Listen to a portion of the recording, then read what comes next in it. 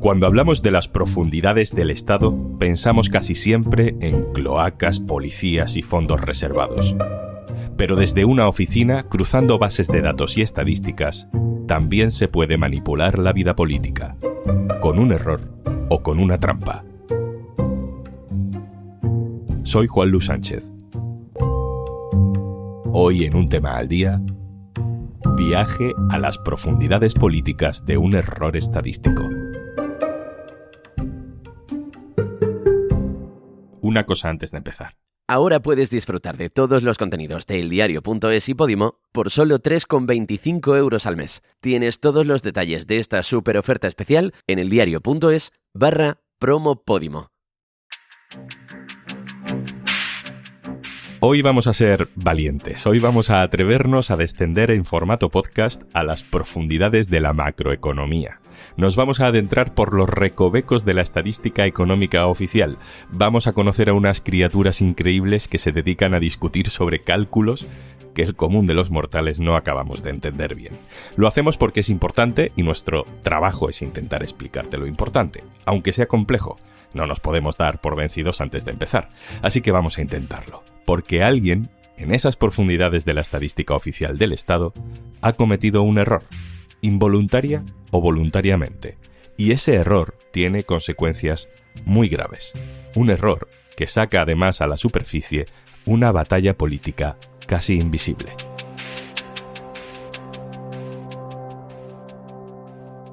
Saludo al buzo jefe de esta expedición, Ignacio Escolar. Hola. Hola Juanlu, ¿cómo estás? El titular sencillo sería que los datos oficiales sobre la evolución de la economía española están mal. Así de simple. Es así de simple y es así de grave. El dato más importante de la medición económica, la estadística oficial más importante para la economía, que es el Producto Interior Bruto, cuánto hemos producido en España en el último año, cada año, es erróneo. Y estaba mal calculado con una desviación bastante importante, a la baja. No sé si vamos a entender la cifra, Ignacio, porque la mayoría de nosotros nos perdemos con estos números, pero ¿de qué desviación estamos hablando? Estamos hablando de que solo en el año 2021 la estadística oficial se dejó alrededor de 35.000 millones de euros. Es decir, según la estadística oficial que se dio después de que ocurriese ese año, España había crecido un 7,2% el PIB ese año. Era el año de recuperación de la pandemia, era un crecimiento importante, pero es que en realidad España había crecido un 10,4%. Es decir, es una desviación muy, muy, muy grande, de casi un 50% más de lo que se había dicho en un principio. Este fallo de cálculo es algo en lo que tú has sido muy insistente en varios artículos, pero también en las reuniones de la redacción, ¿no? Nos has dicho muchas veces esto es muy grave. El responsable, el organismo responsable de recoger esos datos y de publicarlos y de hacerlos oficiales es el Instituto Nacional de Estadística. Primero negó el error, pero ahora el propio Instituto Nacional de Estadística está rectificando. De hecho, lo ha hecho ya 3 veces. El INE en 2021 dijo que el PIB había sido del 7,2%. En septiembre de 2022, o sea, 9 meses después del primer dato, que lo dio en enero, dijo que era el 7,9%. En septiembre de 2023 dijo que no, que había sido el 9,2%. Y en septiembre de este año, 2024, ya vamos por el 10,4%. Y lo que es peor es que dentro de 15 días va a haber una nueva revisión del PIB y nos dirán una cuarta cifra. No solamente del año 2021, sino del 22 y del 23. Ha estado revisando al alza y reconociendo que ese dato que habían dado en el año 2022 y que mucha gente dijo es imposible, estaba mal. Vale, Ignacio, ¿y por qué es importante este error? ¿Cómo afecta a la economía? ¿Cómo nos afecta en nuestra vida diaria que el dato que mide lo bien o mal que va la economía sea erróneo? Un dato del PIB equivocado a la baja tiene consecuencias gravísimas para todos, porque el PIB es lo que permite después calcular 2 estadísticas más, el déficit y la deuda. Y el déficit, la deuda y el PIB son los datos que mira Europa para decidir las políticas, si interviene o no en la economía española, o si obliga a recortes más estrictos o no lo hace, o si permite medidas más progresistas. Es la medida que miran los inversores internacionales para decidir si invierten o no invierten en un país. Tiene consecuencias gravísimas, porque lo que estaba era afectando a todas las decisiones económicas, tanto las que tomaba el gobierno como las que tomaba Europa, como las que tomaban también todos los inversores internacionales y todas las empresas. La deuda pública, el déficit, la presión fiscal, se calculan en función del PIB. Por ejemplo, la productividad. La productividad es cuántas horas se ha trabajado la gente y cuánto han producido. Depende del cálculo del PIB. La deuda se calcula en relación al PIB. Cuando decimos que tenemos un 100% de deuda, es decir, que haría falta los ingresos de todo un año del país para pagar la deuda, depende de cuántos sean los ingresos y la producción de ese país. El déficit, cuánto se ha desviado el gasto público en relación a lo que produce el país. Es un porcentaje sobre el PIB también. Es decir, que si el PIB está mal calculado, todo lo demás está mal calculado y da una imagen distorsionada y en este caso a la baja, negativa, de la realidad económica en la que estaba España. El INE está rectificando, se está desdiciendo, pero curiosamente lo hace poco a poco y lo hace siempre después de que haya elecciones. Siempre se espera que pasen las elecciones para publicar una nueva rectificación. ¿Crees que es porque se está dando cuenta poco a poco de que los cálculos estaban mal o hay otras intenciones? Yo creo que más bien lo segundo, porque los lectores del diario.es son perfectamente conscientes, porque llevamos 2 años poniendo el dedo en este asunto y recalcando con datos y explicando a nuestros lectores qué es lo que estaba mal. Los artículos de Francisco Melis y Miguel Artola en el diario.es, mis propios artículos, que he escrito varios al respecto. Era el voz populi en absolutamente todos los despachos de expertos económicos de toda España. Había datos que no cuadraban muy flagrantes. ¿Por ejemplo? Pues para mí uno de los más relevantes. El INE, por ejemplo, te dice cuánto es el consumo de un país. Es decir, cuánto ha gastado el consumo de un país. Normalmente esa cifra es superior a la recaudación del IVA, por una razón. Aunque el consumo está gravado fiscalmente, resulta que pues hay economía sumergida. No todo el mundo declara todo el consumo que se produce y el PIB también mide la economía sumergida y por eso el INE siempre te da una cifra por encima de lo que se recauda, porque hay una parte que es la economía sumergida. Pues bien, en España en esos años hemos tenido fraude negativo. Es decir, hemos tenido que la recaudación del IVA era superior a lo que decía el INE que era el consumo. Y eso solo podía ocurrir si los españoles, motu propio, dejasen propina al pagar los impuestos. Es decir, que cuando tú si eres un autónomo, haces la declaración del IVA, dices, no, me ha tocado pagar 300, pero como me caes muy bien, voy a pagarte 500. Si no, no había manera de explicarlo. Otro ejemplo muy evidente.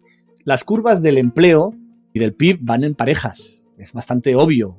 El empleo crece cuando la economía crece y decrece cuando la economía decrece. Si se mira la evolución histórica de esa estadística de los últimos 30 años, es simétrica. Van a la par. Y a veces puede haber un pequeño retraso, pero lo que no puede ser es que a largo plazo esas dos curvas se distancien. En los últimos 4 años esas curvas se han separado muchísimo. Cosa que eso solo se podía explicar porque el PIB estaba mal. También había datos erróneos en la medición de la productividad, que es una estadística bastante relevante también. Mide cuántas horas trabaja la gente y cuánto produce. Normalmente, después de una crisis, la que sea, la pandemia fue una de ellas, la productividad mejora porque pues, ha habido un recorte en las empresas y la gente, como hay menos gente para trabajar, pues es más productiva de lo que era antes de la crisis. La crisis de la pandemia del COVID fue la primera de la historia donde la productividad en España cayó y solo pasaba en España, en los demás países había subido. Lo que más dejaba en evidencia las proyecciones del INE eran los datos en tiempo real de la agencia tributaria. La agencia tributaria está informatizada y ahora tiene datos en tiempo real. Sabe cada mes cuánto se está pagando de cada impuesto, cada mes. Sabe cuánto se están pagando por los salarios, sabe un montón de información y tiene una medición de la economía no basada en encuestas, sino en Big Data, en datos brutos enormes. O, por ejemplo, los datos que tiene ahora la Seguridad Social sobre el empleo, pues también son en tiempo real. Está sabiendo perfectamente qué sectores, dónde, en qué provincia, que se está contratando, se está dando de alta, de baja. El INE despreció todos esos datos y despreció todas esas fuentes estadísticas y se empeñó en mantener una medición a todas luces equivocada.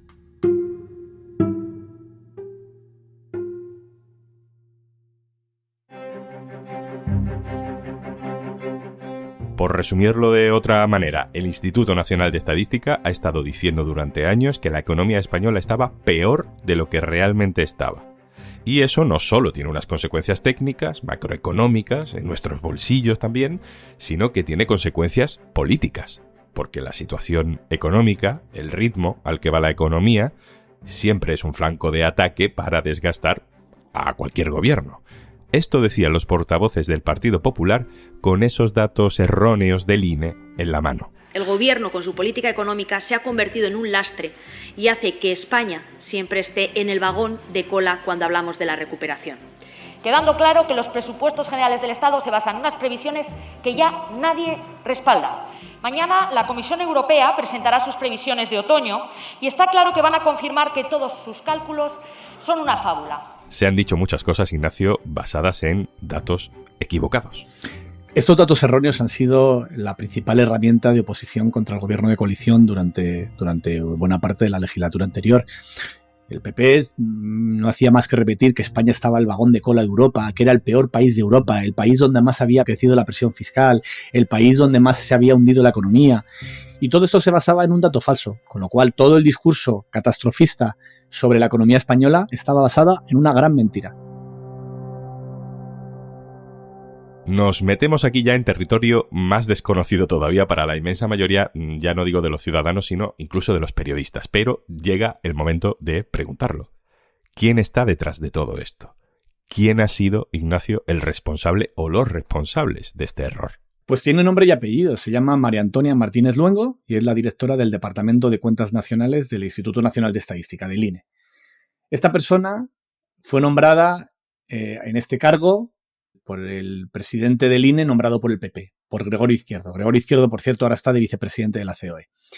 Ha sido todo bastante polémico porque María Antonia Martínez Luengo y el Departamento de Cuentas Nacionales formaban parte de un departamento más grande dentro del INE, que se llamaba el Departamento de Estadísticas Económicas. Y cuando llega el PP, en el año 2014, Gregorio Izquierdo decide desgajar la parte del PIB, las cuentas nacionales, del resto de las estadísticas.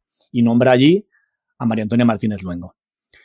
Luego cambia el gobierno nombra a un nuevo presidente, pero este nuevo presidente no toca ese cambio, ni toca a las personas que están allí, mantienen a María Antonia Martínez Luengo haciendo la estadística nacional. Cuando empiezan las primeras críticas sobre los datos del PIB, María Antonia Martínez Luengo publica un artículo en El País defendiendo su criterio y diciendo que dejen de trabajar a la estadística, diciendo que está todo correcto, algo que se ha demostrado que es falso porque llevamos 3 revisiones ya y lo que decíamos en el año 2022 es evidente hoy quién tiene razón. Dices que cuando cambia el gobierno, cuando entra el gobierno de coalición, PSOE, Unidas Podemos, Pedro Sánchez, esta persona, esta responsable de esta estadística, permanece en el puesto. ¿Qué pasa dentro del gobierno cuando se dan cuenta del problema? ¿No hacen nada? Cuando son conscientes de este problema, empiezan a hacer críticas y empiezan a pedir explicaciones. El primer presidente del INE que había nombrado este gobierno, Juan Manuel Rodríguez Po, dimite. Y empieza una campaña en la prensa diciendo, básicamente, quieren hacer con el INE lo mismo que con el CIS y nombrar un Tezanos en el INE. Total, que Nadia Calviño se asusta. Tenía pensado un candidato bastante mejor, pero se asusta ante la crítica de la prensa y decide nombrar como presidenta del INE a Elena Manzanera Díaz, que es una persona que venía de ser directora del Instituto de Estadística de Andalucía y a la que había nombrado el PP allí, a Moreno Bonilla. Nadie se asusta y acaba nombrando a alguien que venía con la confianza de la derecha. Total, que no cambia nada tampoco ahí.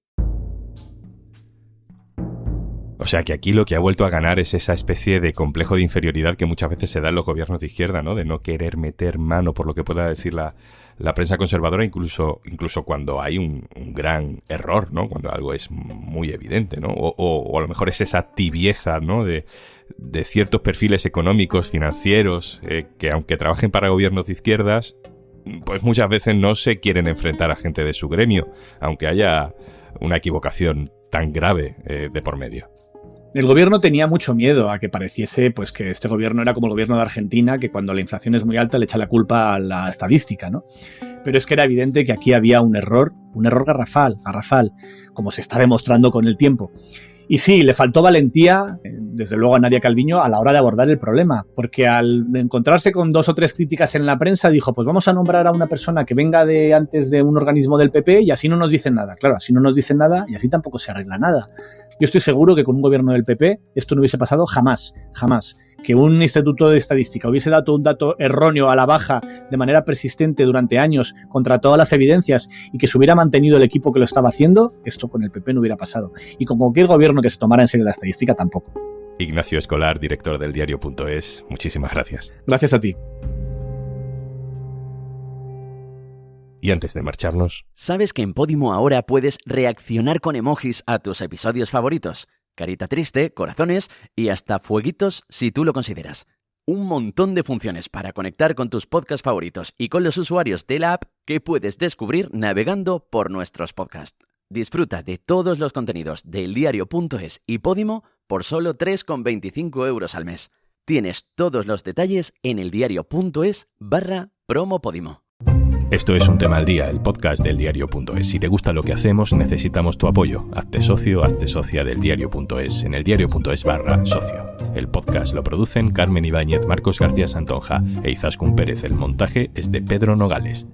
Yo soy Juan Luis Sánchez. Mañana, otro tema.